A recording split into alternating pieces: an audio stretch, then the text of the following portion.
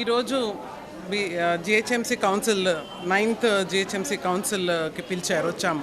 వస్తే ఇక్కడ అసలు ఏమి మాన్సూన్ వచ్చేది మాన్సూన్ ఎన్నో సమస్యలు ఉంటాయి.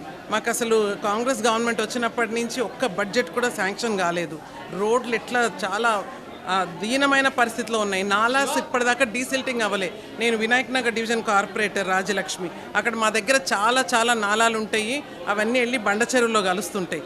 అసలు అక్కడ ఒక పాప ఈ మధ్య ఒక 2 years బ్యాక్ ఆమె పడి చనిపోయింది కూడా. అయితే ఇప్పటిదాకా డీసిల్టింగ్ పనులు కూడా అవ్వలేదు. అండ్ శాంక్షన్ అయినవి బడ్జెట్ అయినవి కూడా అన్నీ కూడా మళ్ళీ రీకాల్ చేస్తున్నారు. అన్నిటినీ కూడా క్యాన్సిల్ చేశారు. సో మేము ప్రజలకి ఏమి సమాధానం చెప్పాలి? మెయిన్ బస్ రూట్స్ ఉన్నాయి. ఆ బస్ రూట్స్లో రోడ్లు దారుణంగా అధ్వానంగా ఉన్నాయి. అవి కూడా చేస్తలేరు. సో బీఆర్ఎస్ గవర్నమెంట్లో ఉన్నప్పుడు బడ్జెట్ లేదు. ఇప్పుడు కాంగ్రెస్ గవర్నమెంట్ వచ్చిన తర్వాత ఇంకా అధ్వానం. అండ్ అసలు యాంటీ డిఫెక్షన్ లా తీసుకొచ్చిందే రాజీవ్ గాంధీ.